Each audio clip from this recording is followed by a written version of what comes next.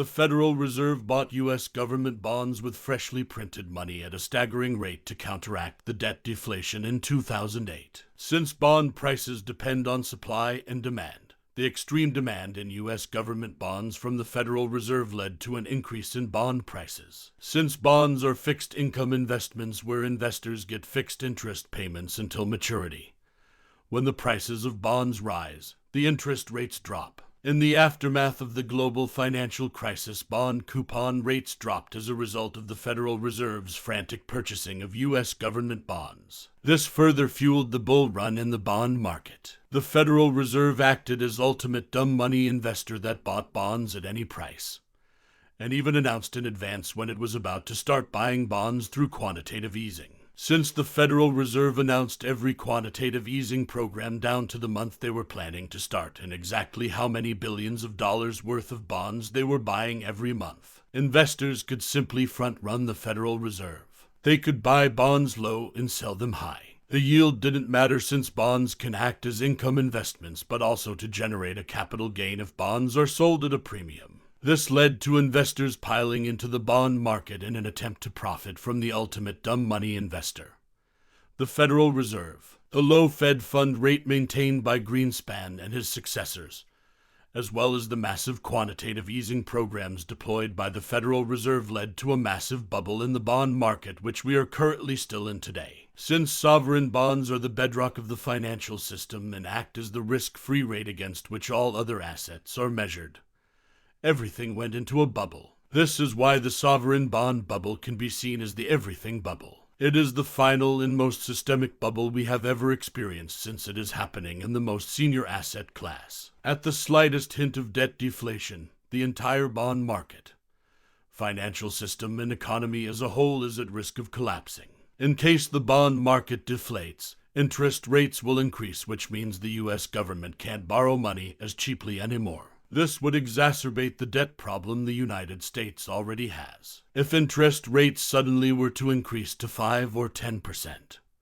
the U.S. government wouldn't be able to roll its debt anymore. It would make the debt less and less sustainable, leading to the eventual insolvency of the United States. If the Federal Reserve were to allow debt deflation to happen, this would destroy the status of the U.S. dollar as world reserve currency. Even before the world went off the gold standard, the U.S. dollar acted as world reserve currency since 1944. All central banks around the world hold U.S. dollars in their reserves and back their own currencies with U.S. dollars. The only reason why sovereign nations are still comfortable doing this after Nixon ended the gold standard in 1971 is because the U.S. dollar is backed by the full faith and credit of the U.S. government. In case debt deflation takes place, it would severely harm the creditworthiness of the U.S. government. It is widely believed that the U.S. government can't go bankrupt and won't ever default on its outstanding loans. If debt deflation makes the U.S. government's debt even more unsustainable than it already is,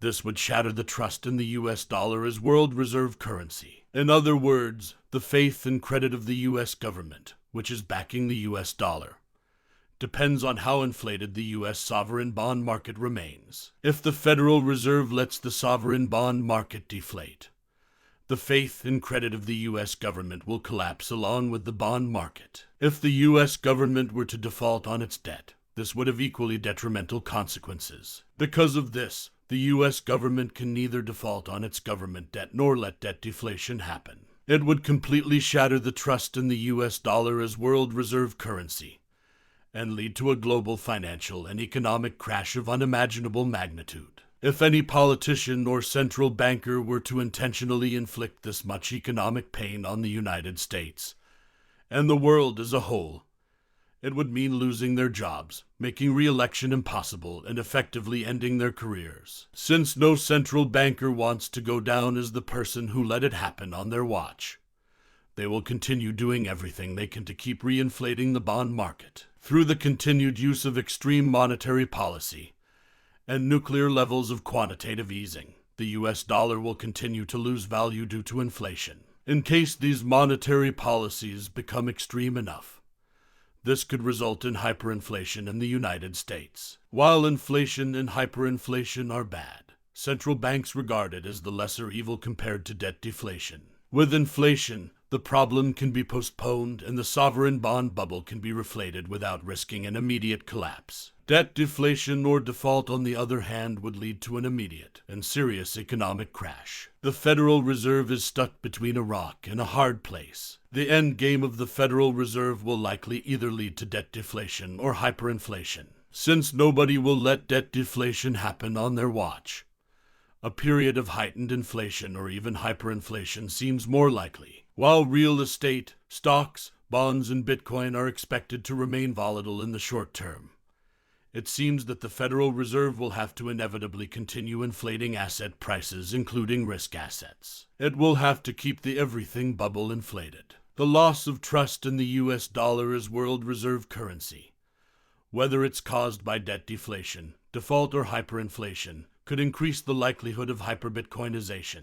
While nobody knows what the future holds, the need to continuously reinflate the everything bubble would be bullish for stocks, real estate, scarce commodities, and Bitcoin. While dips, sell-offs, and even crashes are possible and to be expected, they are unlikely to last very long, since any contraction in asset prices could lead to debt deflation. Inflation is the only remedy for debt deflation, and this includes inflating asset prices.